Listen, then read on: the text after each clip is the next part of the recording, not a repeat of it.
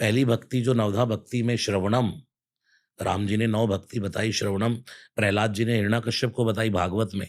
श्रवणम कीर्तनम विष्णु स्मरणम पाद सेवनम अर्चनम वंदनम दास्यम सख्यम आत्मनिवेदनम। ऐसे ही राम जी ने 9 भक्ति बताई, तो उसमें यही पहली भक्ति तो श्रवण है। वहाँ थोड़ा-सा डिफरेंस है कि प्रथम भगति संतन कर संगा, कोई मिलेगा तो सत्संग होगा तब श्रवण शुरू होगा, यानी कि है वहीं। तो ये एटमॉस्फेयर जहाँ यहाँ मैं बैठा हूँ, तो मुझे ये तो लगता है कि ये तो एक तीर्थ है। यहाँ पर क्योंकि सिर्फ़ रामायण की बात हो, सिर्फ़ मानस की बात हो, हनुमान जी की बातें हों, सुंदरकांड की बातें हो, यही नहीं, कोई भी अच्छी बातें पूज्य मुरारी बापू जी आप जानते ही होंगे, वो ये कहते हैं कि आप किसी समुद्र के किनारे बैठ कर के मौन शांति से बैठे हैं और उसकी लहरों का साउंड सुन रहे हैं, तो वो भी सत्संग है।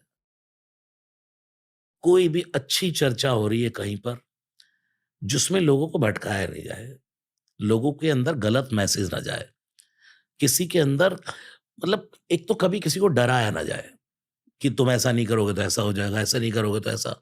भगवान कभी किसी का बुरा नहीं करते।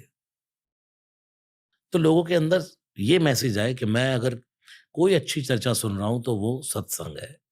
और मैं तो यहाँ बैठा हूँ तो मुझे तो बस मैं तो इसी पर्पज़ से आया हूँ कि यहाँ 2 घंटे मैं कथा कह रहा हूँ। भगवान की कथा हो रही है और ऐसा श्रोता मिलेगा, श्रोता वक्ता ज्ञान निधि कथा राम कै गूढ़। भगवान शिव जब कथा सुनाते तो पार्वती अकेली बैठती है। वहाँ बहुत भीड़ नहीं होती, लेकिन वहाँ की कथा कैलाशीय कथा अद्भुत होती है। बहुत रश में कथा नहीं होती, आप जैसा एक श्रोता हो, तो आनंद आया। जी।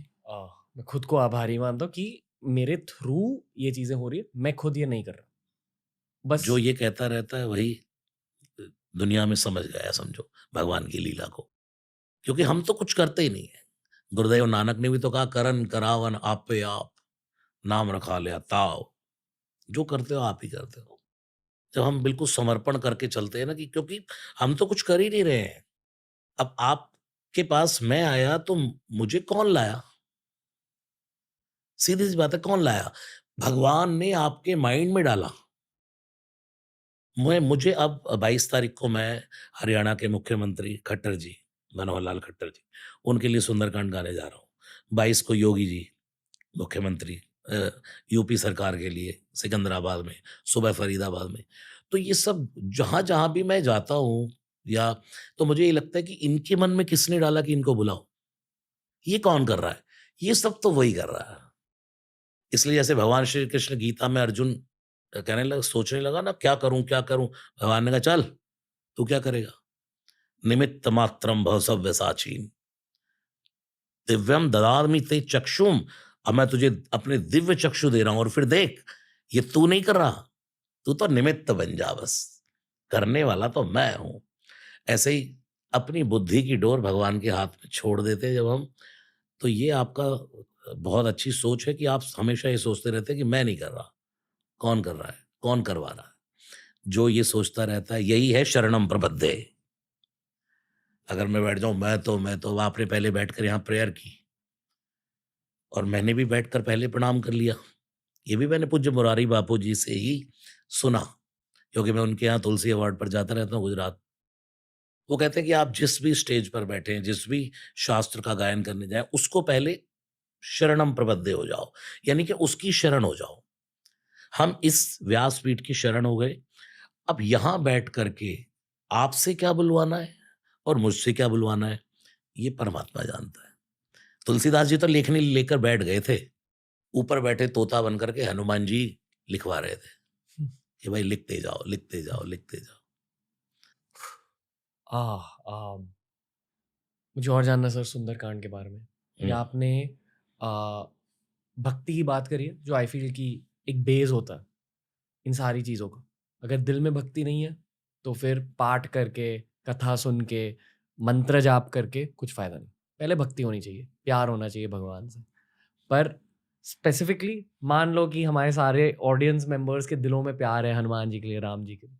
इसके बाद मैं ये जानता हूँ कि हर किसी को हनुमान चालीसा पता है, हर कोई हनुमान चालीसा सुनता है। पर सुंदरकांड में एक अलग पावर होता है। मैं आपसे ये पूछना चाहूँगा कि शुरुआत कहाँ से करते हैं? क्योंकि 13 साल के बच्चे भी ये पॉडकास्ट सुनते हैं। तो अगर उन्हें सुंदरकांड की शुरुआत करनी है, बस पाठ पढ़ना है या अ गाना भी है, जापना है, आप बताइए? देखिए सुंदरकांड जब मैं करता हूँ और माना हज़ारों की भीड़ बैठी है, जी, तो ज़रूरी नहीं है कि वहाँ सब पाठ कर रहे होते हैं। सुन बहुत लोग रहे होते हैं। कभी-कभी हमें पाठ से ज़्यादा सिर्फ़ श्रवण करने में बहुत आनंद आता है। आँख बंद करके हालाँकि हम उसको चाहे जानते भी हैं लेकिन तो भी ना बोले, उसका रस लेना, आनंद लेना। तो सुंदरकांड के लिए तुलसीदास जी बता रहे हैं, मैं क्या बताऊँ आपको। देखिए, जब सुंदरकांड विराम होता है, जो भी यूथ सुनेगा इसको, जो भी सुन रहे हैं, उसमें तुलसीदास जी अब सुंदरकांड विराम कर रहे हैं, लास्ट बिल्कुल। तब कह रहे सकल सुमंगलदायक रघुनायक गुण गान, गुण गान, गुण गान। क्या करता है सुंदरकांड? सकल सुमंगल, मंगल नहीं, मंगल में अमंगल होने की संभावना है। हर शुभ लाभ नहीं होता और हर लाभ भी शुभ नहीं होता। हुँ, ऐसे ही हर मंगल भी मंगल नहीं होता। लेकिन सुंदरकांड मंगल नहीं देता।